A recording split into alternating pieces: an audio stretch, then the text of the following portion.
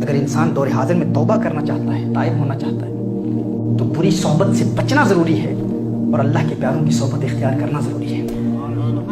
मगर ना तौबा कायम नहीं रहती, तौबा टूट जाती है। देखें, जब आप किसी नेक फर्द के करीब होते हैं, एक 25 साल का नौजवान है, उसकी दोस्ती किसी अल्लाह के प्यारे से हो जाती है, किसी नमाजी से हो जाती है, किसी इबादत गुजार से हो जाती है।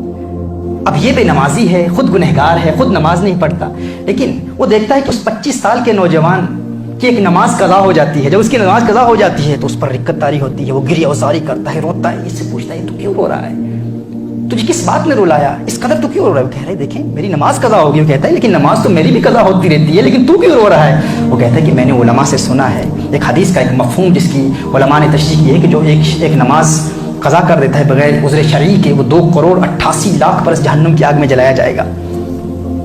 One who misses one prayer will be in hellfire for 28,800,000 years on account of missing one prayer, only one prayer. That is a mafhum derived from one hadith of Rasulullah sallallahu alaihi wasallam. वो कहता है कि मैं देखता हूँ अपनी नातवानी को, अपनी कमजोरी को, कि मैं जहन्नुम की आग कैसे बर्दाश्त करूंगा। तो ये भी 25 साल का नौजवान, उसका हम उम्र है, ये उससे जब गुफ्तगू करता है तो इसके जहन में ये सवाल ज़रूर पैदा होगा कि ये भी मेरा हम उम्र है, इसकी उम्र भी 25 साल है, मेरी उम्र भी 25 साल है, ये भी इंसान है, मैं भी इंसान हूँ, ये भी मुसलमान है, मैं भी मुसलमान हूँ, जिस तरह इसने मरना है इस तरह मैंने भी मरना है। तो अगर ये जहन्नुम की आग से और अल्लाह के गज़ब से और अल्लाह की नाराज़गी से इस कदर डर रहा है, तो मुझ में कौन सी स्पेशलिटी है, मुझ में कौन सी ख़ास सलाहियत है, मैं जहन्नुम की आग कैसे बर्दाश्त करूँगा? तो उसका रोना और उस पर रिक्कत तारी हो जाना और उसका गमगीन हो जाना अल्लाह की नाराज़गी की वजह से, ये उस गुनहगार के दिल पर भी ऐसे असरात मुरतब करता है कि रफ्ता रफ्ता वो भी नमाज की तरफ माइल हो जाता है। लेकिन मोहतरमा हिब्बा, जब इंसान नेक लोगों से दूर हो जाता है और बुरी सोहबत इख्तियार कर लेता है, बुरों के करीब हो जाता है, गुनहगारों के करीब हो जाता है, तो वो उमूर, वो चीज़ें जिनको वो पहले बुरा समझता था, बुरों की सोहबत की वजह से वो उनमें भी फिर बुराई नहीं देखता। अब देखें, ऐसे लोग जो पहले शराब पीने को गुनाह समझते थे, बुरा समझते थे, शराबियों के करीब तक नहीं जाते थे, उन्हें नफरत होती थी, बेनमाजी होने से दूर भागते थे और बेनमाजी होने के अमल से नफरत करते थे, उनके दिल में नदामत, शर्मिंदगी पैदा होती थी, खौफे खुदा पैदा होता था, झूठ से नफरत थी, गीबत से नफरत थी। लेकिन जब वो झूठ बोलने वालों की सोहबत इख्तियार कर लेते हैं, जब वो बेनमाजियों की सोहबत इख्तियार कर लेते हैं, तो वो जब देखते हैं कि उनके इर्द गिर्द रहने वाले तमाम लोग बेनमाजी हैं, तो एक वक्त ऐसा आ जाता है कि बेनमाजी होने के अमल को वो बुरा नहीं समझते। वो कहते हैं कि ठीक है, इसमें कोई बुराई नहीं है। ऐसा होता है कि एक वक्त आता है कि सोहबत, बुरी सोहबत की वजह से, वो एक अत्तार की बेटी थी ना, अत्तार कहते हैं इतर फरोश को, इतर बेचने वाले को। अत्तार की बेटी का निकाह हुआ एक दबाग के बेटे के साथ। दबाग, वो जो चमड़े की दबागत करते हैं, जो दबाग चमड़ा बेचने वाले को कहते हैं। अत्तार की बेटी की शादी हो गई दबाग के बेटे के साथ।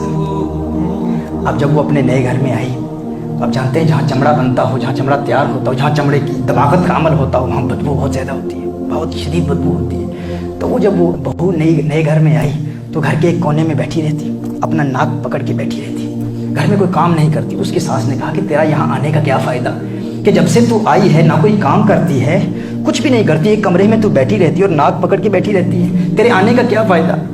तो उसको ताने देती, शिकवे करती।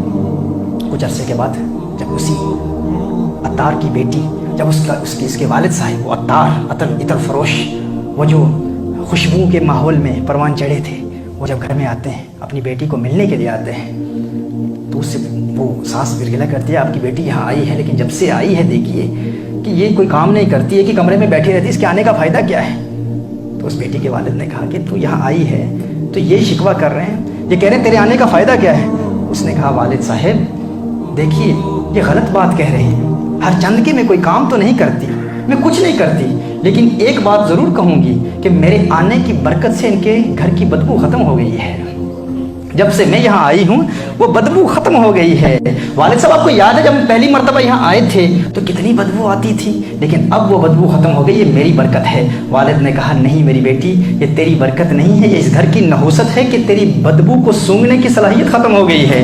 तुझे उस बदबू की आदत हो गई, अब उस बदबू को तुम महसूस नहीं करती, वो बदबू वैसे ही मौजूद है। तो मुझसे पूछ, मैं जो इतर के माहौल से आया हूँ, मैं आज बाहर से आया हूँ, जब आज घर आया हूँ तो मुझे वो बदबू वैसे ही महसूस हो रही है, लेकिन तुझे उसकी आदत हो गई है, तुझे उसकी बुराई नज़र नहीं आती। तो जब इंसान बेनमाजियों में रहता है, शराबियों में रहता है, जब इंसान गुनहगारों में रहता है, वही इंसान जो गुनाह से नफरत करता है, एक वक्त आता है कि वो झूठ को बुराई समझता ही नहीं है, वो शराब में बुराई नहीं देखता, वो बेनमाजी होने के अमल में बुराई नहीं देखता, वो कहता है इसमें कोई प्रॉब्लम नहीं है, कोई दिक्कत नहीं है, कोई परेशानी नहीं है।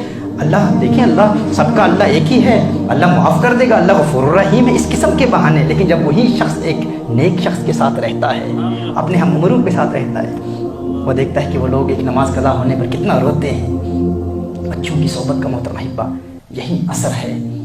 अच्छों की सोहबत इख्तियार कर लें, अल्लाह के प्यारों की सोहबत इख्तियार कर लें। And that is my message for all the young brothers as well.